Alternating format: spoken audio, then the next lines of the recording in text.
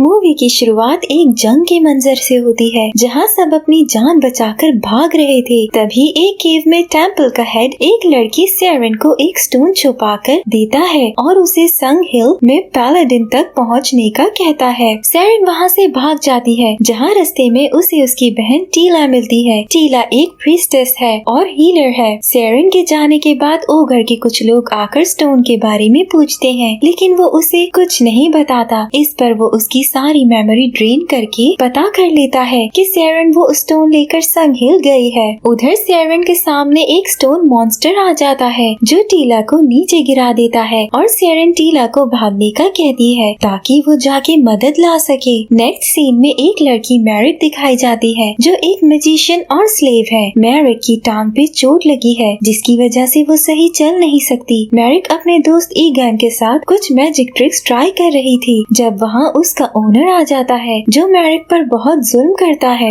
वो उसे डांट कर गिरा देता है और ईगन को विज़र्ड से कॉइन लाने का कहता है। उसके जाने के बाद मैरिक ईगन के मना करने के बावजूद उसकी जगह चली जाती है, पर उसे फर्स्ट वॉच से पहले वापस आना था। मैरिक अपने मास्टर के पास जाती है जिससे वो मैजिक सीख रही थी। मास्टर उसे बताता है कि वो अब ये जगह छोड़कर हमेशा के लिए जा रहा है क्योंकि यहाँ रहना उसके लिए सेफ नहीं है। वो उसे एक स्पेल देकर कहता है कि इसे लिविंग ऑब्जेक्ट्स पर यूज ना करे और बाकी सब स्पेल जला देता है। मैरिक उसे अपने साथ ले जाने का कहती है लेकिन वो नहीं मानता और उसे कहता है कि टाउन के बाहर एक इन है जिसका नाम हैमरहेड है। वहाँ जाकर तुम बहुत कुछ सीख सकोगी, बल्कि मेरी तरह किसी की मदद कर सकती हो क्योंकि तुम इंटेलिजेंट हो। मैरिक उसे ना जाने का कहती है लेकिन वो नहीं मानता और उसे कॉइन्स देकर फर्स्ट वॉच से पहले वापस जाने का कहता है, जिस पर मैरिक चली जाती है। वहाँ से निकलकर मैरिक गार्ड से बचते हुए जा रही थी जब रास्ते में उसे एक आदमी मैलिस्टर हरास करने की कोशिश करता है। वो उसकी जख्मी टांग पर और जोर से पाँव रखता है और उसे अपने साथ ले जाने लगता है, लेकिन वहाँ पर बैठा एक शख्स थेन उन्हें रोक कर पूछता है कि वो इस लड़की को अपने साथ क्यों ले जा रहे हैं। वो कहते हैं कि ये हमारी स्लेव है, जिस पर मैरिक कहती है कि ये झूठ है। तो थेन मैरिक को बचाने के लिए उसके आदमियों को मार देता है और मैरिक बचकर भाग जाती है। वापस पहुंचने के लिए मैरिक से अब चला नहीं जा रहा था, इसीलिए वो एक कार्ट में चुपके से चढ़ जाती है। उस कार्ट में बहुत सारी हे थी, लेकिन वो उस कार्ट में अकेली नहीं थी, बल्कि इसी तरह एक लड़का डेगिन भी इस कार्ट में मौजूद था। डेगिन मैरिक को देखकर उससे फ्लर्ट करता है। तभी गार्ड्स कार ड्राइवर से पूछते हैं कि वो क्या ले जा रहा है, जिस पर वो कहता है कि सिर्फ है।